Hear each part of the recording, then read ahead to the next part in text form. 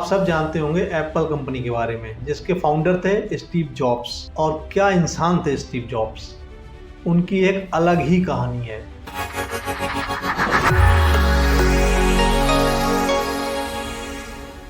एक सक्सेसफुल इंसान थे लाइफ में। स्टीव जॉब्स से हम लोग बहुत कुछ सीख सकते हैं। उन्होंने अपनी ज़िंदगी में एक बहुत बड़ा मुकाम हासिल किया है। एक ऐसी कंपनी की स्थापना की जो दुनिया की टॉप मोस्ट कंपनीज में से एक है, एप्पल कंपनी की। हम सब प्रोडक्ट यूज़ करते हैं एप्पल कंपनी के, चाहे वो लैपटॉप हो, चाहे वो मोबाइल हो या कुछ और। तो हम में से हर कोई जानता है एप्पल कंपनी को और स्टीव जॉब्स को। आज हम लोग बात करने जा रहे हैं एक ऐसी स्पीच की जो स्टीव जॉब्स ने 2005 में स्टैनफोर्ड यूनिवर्सिटी के कॉन्वोकेशन में दी थी। ये स्पीच हम सब के लिए सुनना बेहद ही ज़रूरी है। संदीप माहेश्वरी जी, जो मोटिवेशन की फील्ड में बहुत बड़ा नाम है, उन्होंने भी कहा है कि इस स्पीच को सबको सुनना चाहिए। स्टीव जॉब्स जो एप्पल के फाउंडर थे, उनकी स्टैनफोर्ड वाली एक स्पीच है 20 मिनट की। अगर आप में से बाकी लोगों ने नहीं देखी है तो आई स्ट्रांगली रिकमेंड यू कि एक बार आप जा करके यूट्यूब पे वो ज़रूर देखें। अगर आपने इस स्पीच को नहीं सुना है तो कोई बात नहीं, मैं आज आपको इस स्पीच के बारे में बताने जा रहा हूँ। एक लाइफ चेंजिंग स्पीच है ये। आपकी ज़िंदगी बदल के रख देगी, आपका सोचने का नज़रिया बदल देगी। स्टीव जॉब्स ने अपनी इस स्पीच को 3 स्टोरीज में डिवाइड किया है। बड़े ध्यान से सुनिएगा, बहुत ही इंपॉर्टेंट स्पीच है ये। पहली स्टोरी में स्टीव जॉब्स बताते हैं कि कैसे वो ग्रेजुएट नहीं हो पाए और उन्हें ड्रॉप आउट करना पड़ा। इस स्पीच में स्टीव जॉब्स ने बताया है कि डॉट्स को कैसे कनेक्ट किया जाए, यानी कि जो आपके साथ पास्ट में हो चुका है वो कैसे आपके फ्यूचर में आपको हेल्प कर सकता है। तो उन्होंने बताया ये स्टोरी है उनके जन्म से पहले की। उन्होंने बताया कि उनकी माँ, जो एक अनमैरिड स्टूडेंट थी, वो ये चाहती थी कि उनके बच्चे को कोई अडॉप्ट कर ले, गोद ले ले। तो एक एडवोकेट कपल ने इसके लिए हामी भर दी। उन्होंने कहा ठीक है, मैं आपके बच्चे को गोद ले लूँगा। जब एक्चुअल में अडॉप्शन की बारी आई, स्टीव जॉब्स का जन्म हुआ, तो उन्होंने ये कह के मना कर दिया कि उन्हें तो एक लड़की चाहिए थी, एक डॉटर चाहिए थी। अब एडॉप्शन की क्यू में जो नेक्स्ट थे, उनका नंबर आया। उन्होंने कहा मुझे इससे कोई फ़र्क नहीं पड़ता ये लड़का है या लड़की है, मैं गोद ले लूँगा, यानी कि मैं लड़के को भी गोद ले लूँगा। एडॉप्शन के सारे पेपर वगैरह तैयार हो गए। लेकिन जब स्टीव जॉब्स की माँ को ये पता चला कि वो दंपत्ति जो स्टीव जॉब्स को गोद लेने वाले हैं ग्रेजुएट नहीं हैं, और इनफैक्ट उनके होने वाले पापा वो तो हाई स्कूल पास भी नहीं थे, तो स्टीव जॉब्स की माँ ने मना कर दिया कि मैं ऐसे इंसान को गोद नहीं दूंगी जो खुद ग्रेजुएट नहीं है, और उन्होंने एडॉप्शन के पेपर साइन करने से मना कर दिया। लेकिन फिर उन दंपत्ति ने स्टीव जॉब्स की माँ को भरोसा दिलाया कि वो किसी भी कीमत पर इस बच्चे को कॉलेज भेजेंगी। फिर जाके स्टीव जॉब्स की माँ ने वो पेपर साइन किए। उन्होंने अपना वादा निभाया भी, उन्होंने स्टीव जॉब्स को स्कूल भेजा। लेकिन 6 महीने के अंदर ही स्टीव जॉब्स को ये लगने लगा कि उन्हें इस पढ़ाई से कोई फ़ायदा नहीं हो रहा है, उन्हें कॉलेज से कोई फ़ायदा नहीं हो रहा है, और उन्होंने ड्रॉप आउट कर लिया। लेकिन उन्होंने इसके साथ साथ एक काम और किया। वो अगले 18 महीने तक कॉलेज जाते रहे, लेकिन सिर्फ कैलीग्राफी को स्टडी करने के लिए। सारे क्लासेस को उन्होंने छोड़ दिया, सिर्फ कैलीग्राफी क्लासेस को वो कंटिन्यू कर रहे थे। तो स्टीव जॉब्स 18 महीने तक कॉलेज जाते रहे ड्रॉप आउट होने के बावजूद भी, और उन्होंने वहाँ पे कैलीग्राफी सीख ली। अब क्वेश्चन आया कि स्टीव जॉब्स करेंगे क्या, क्योंकि वो ग्रेजुएट भी नहीं थे, ज़्यादा पढ़े लिखे भी नहीं थे, उनके माँ बाप भी पुअर थे, गरीब थे, तो वो क्या करें।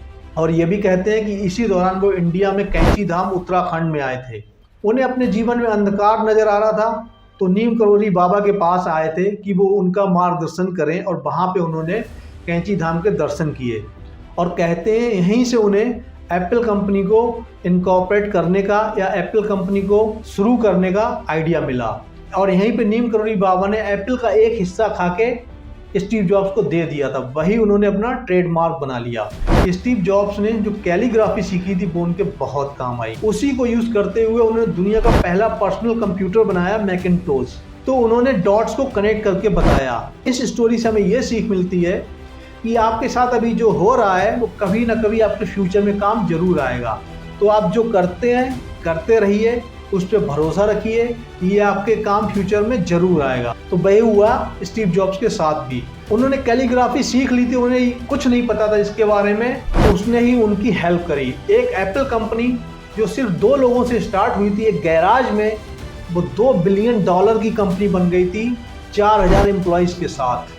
तो आपकी ज़िंदगी में कभी कभी कुछ ऐसा होता है कि आपको समझ में नहीं आता है ये क्या हो रहा है, ये जो हो रहा है मेरे साथ इसका क्या मतलब है। लेकिन भरोसा रखिए, जो भी आज आपके साथ हो रहा है ये एक दिन फ्यूचर में आपके काम जरूर आएगा। स्टीव जॉब्स ने भी यही कहने की कोशिश की है इस स्टोरी के माध्यम से। तो एक तरीके से कहें, स्टीव जॉब्स ने इस स्टोरी में ये बताया है कि जो भी आपके साथ आज हो रहा है वो आपके बेटरमेंट के लिए ही हो रहा है, और आप आज जो भी कर रहे हैं ये कभी ना कभी किसी न किसी रूप में आपके काम जरूर आएगा। अब बात करते हैं सेकंड स्टोरी की। सेकंड स्टोरी में स्टीव जॉब्स ने बताया अपनी लव लाइफ के बारे में, और उन्हें अपनी ही कंपनी से फायर कर दिया गया, निकाल दिया गया। है ना बड़ा अजीब कि आपने जो खुद कंपनी इनकॉर्पोरेट की, आपने जो खुद कंपनी बनाई, उससे ही आपको निकाल दिया जाए। तो बड़ी इंटरेस्टिंग स्टोरी है। तो दोस्तों, जैसा कि हमने बताया, एप्पल कंपनी 2 लोगों से स्टार्ट हुई थी, स्टीव जॉब्स और एक इनके पार्टनर, गैराज से स्टार्ट हुई थी। लेकिन 10 साल में ये कंपनी $2 बिलियन की हो गई और 4000 एम्प्लॉयज़ थे इसमें। बहुत अच्छा कर रही थी कंपनी।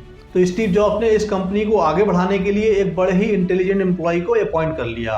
बहुत अच्छा चल रहा था, लेकिन फिर इन दोनों के बीच में डिफरेंसेस क्रिएट होते गए, स्टीव जॉब्स और ये जो नया बंदा अपॉइंट हुआ है इनके बीच। और बात इस हद तक बढ़ गई कि बोर्ड ऑफ डायरेक्टर के पास ये मैटर पहुंचा। बोर्ड ऑफ डायरेक्टर्स ने उस पर्टिकुलर इंसान के बारे में डिसीजन दिया और स्टीव जॉब्स को इनकी ही बनाई हुई कंपनी से फायर कर दिया, निकाल दिया। इनके पैरों के नीचे से जमीन निकल गई, क्योंकि इससे बड़ा क्या दुख हो सकता है कि आपको आपकी बनाई हुई कंपनी से ही निकाल दिया जाए। स्टीव जॉब्स को कुछ नहीं समझ में आ रहा था, ये एक पब्लिक फेलियर थे, अंधकार छा गया इनकी आंखों के आगे। लेकिन फिर भी स्टीव जॉब्स ने हिम्मत नहीं हारी और अपना पैशन बनाए रखा।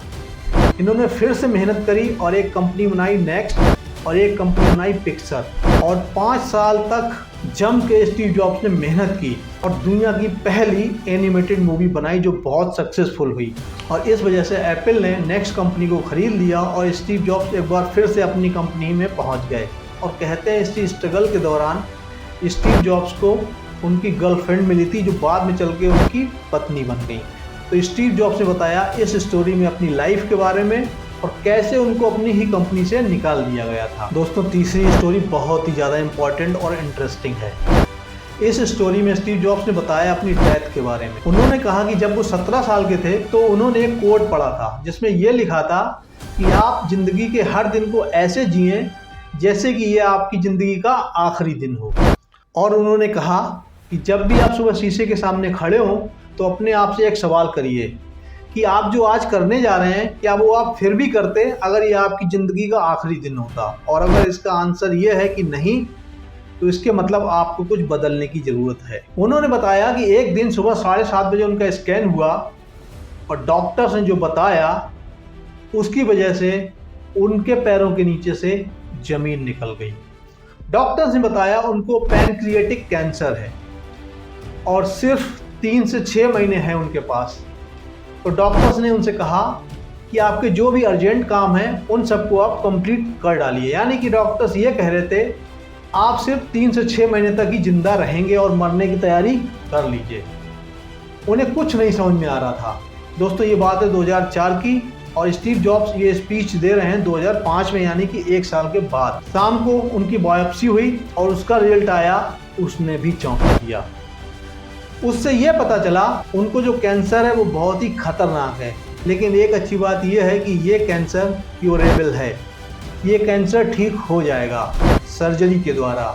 और स्टीव जॉब्स की सर्जरी हुई, कैंसर ठीक हो गया और स्टीव जॉब्स बच गए। तो बताते हैं कि उन्होंने कैसे मौत को मात दी है। तो वो कहते हैं कि आप अपनी लाइफ जिएं, किसी दूसरे की लाइफ को कॉपी मत करें। आप जो करना चाहते हैं ज़िंदगी में उसको करिए, मत डरिए कि आपको टेम्परेरी डिफीट मिलेगी। तो किसी भी दूसरे की ज़िंदगी मत जिए, आप अपनी ज़िंदगी जिए। टाइम बहुत कम है हमारे पास, सबको एक दिन मरना है, मौत निश्चित है और इससे बड़ा कोई दूसरा सत्य नहीं है मौत से बढ़ के। तो आप अपनी ज़िंदगी को बर्बाद मत कीजिए, अपने टाइम को बर्बाद मत कीजिए। जो आप करना चाहते हैं ज़िंदगी में करिए, क्योंकि टाइम लिमिटेड है आपके पास। तो वो आगे कहते हैं स्टे हंग्री स्टे फूलिश। इसका मतलब ये है कि हमेशा सीखने के लिए तैयार रहिए, हंग्री रहिए और हमेशा अपने आप को बुद्धू समझिए। अगर आप अपने आप को बुद्धू समझेंगे तभी आप कुछ सीखने के लिए मेहनत करेंगे। क्योंकि जिस दिन आपने ये मान लिया कि आपको सब कुछ आता है, आप सीखने के लिए मेहनत नहीं करेंगे। तो स्टे हंग्री, स्टे फूलिश, यही मैसेज स्टीव जॉब्स ने उन कॉलेज ग्रेजुएट्स को दिया जो ग्रेजुएट होकर निकलने वाले थे कि स्टे हंग्री, स्टे फूलिश। तो दोस्तों, बहुत इंपॉर्टेंट स्पीच है ये स्टीव जॉब्स की। अगर आपने स्टीव जॉब्स की ये स्पीच नहीं देखी है तो आप यूट्यूब पे जाइए, एक बार इसको सर्च कीजिए और देखिए। 2005 की ये स्पीच है, आपकी ज़िंदगी बदल देगी ये। तो दोस्तों, आपको ये वीडियो कैसा लगा? मुझे उम्मीद है बहुत पसंद आया होगा, और पसंद आया हो तो लोगों के साथ शेयर कीजिए इसको। दोस्तों, अगर आप मुझसे कुछ कहना चाहते हैं तो आप मुझे कमेंट करके बता सकते हैं। और अगर अभी तक आपने हमारे चैनल को सब्सक्राइब नहीं किया है तो प्लीज़ इसको सब्सक्राइब कर लीजिए। तो अपना बहुत बहुत ख्याल रखिए। मिलते हैं नेक्स्ट वीडियो में। नमस्कार।